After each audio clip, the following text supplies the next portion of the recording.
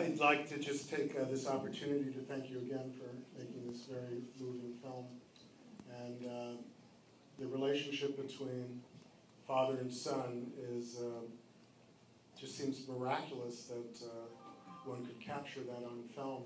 And I was wondering, Clive, what you did to work with this young boy to develop something that is so, it seems so unusual because it portrays such great honesty. I mean, the very first conversation Scott and I had about the movie, I said to Scott, we find a great 6-year-old boy, then it's a big step towards making a movie. It's unusual because he's such a huge part of the movie. You know, he's prominent throughout the whole movie. And to find a kid that can hold a movie like that for that length of time in every scene and in a variety of scenes was obviously going to be a big challenge. When we cast Nicholas stood out amongst the whole world of boys. Scott looked at, you know, literally maybe nearly 1,000 boys, and it was honed down. But Nicholas really stood out. There were some very charming, very cute boys that were very composed and that have been really touching in the movie. But Nicholas was this really unpredictable, vibrant energy.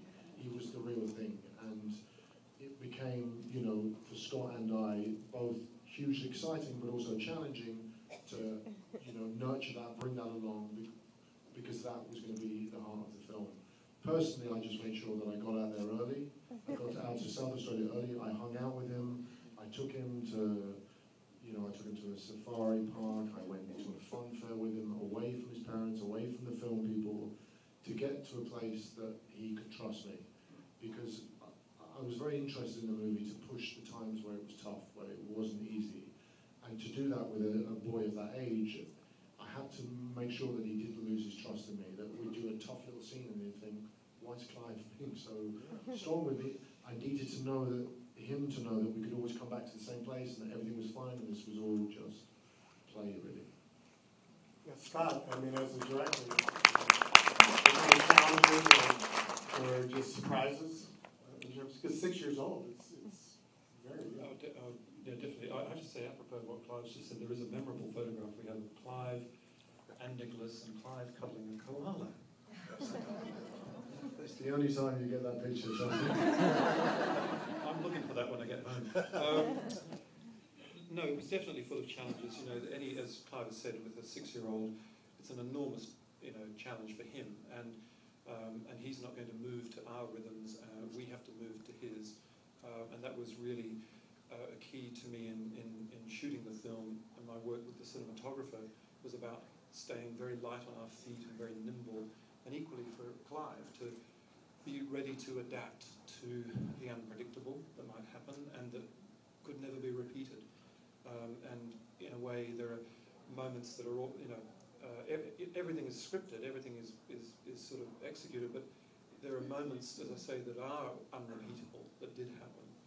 And in a sense, you had to be almost in a documentary mode to capture that quickly and efficiently, and know so you wouldn't have a tutored performance from him, you know, from the boy, from Nicholas. We're going to open this up for questions. Does anyone here have questions? It's a little hard to see, so really wave your hand up higher. In the balcony, 3rd row. Yeah.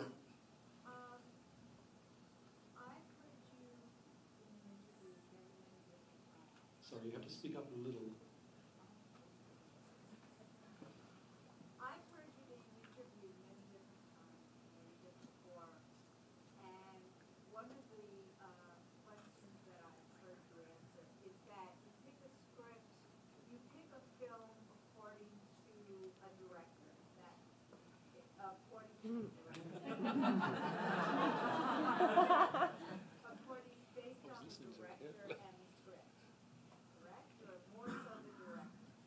The question is, based upon her listening to interviews, that you pick your film based upon the director? Yes, more and more it has been that. It always starts with the script. I trained in the theatre, and for me, script is hugely important. And it always starts with that, because you get sent a script, and that's the impulse of whether you want to get involved or not. But really, for me, it is a director's medium. Ultimately, you know, directing movies is about taste, and it's about a million choices a day, and you need to work with someone who has great taste. And I think ultimately I am a director's actor. I want to give them what they want. I obviously want to bring stuff to the table. I go into a film with certain ideas about what I want to do in it, and hopefully you get in tune with the director and they appreciate where you're coming from. But ultimately my job is to serve them and give them what they want in the context of their film. So I think it's hugely important that the director really is the key ingredient. I used to think the script was the most key thing, but more and more I think it's the director. But I have this is part two. We only get one part. No, go ahead.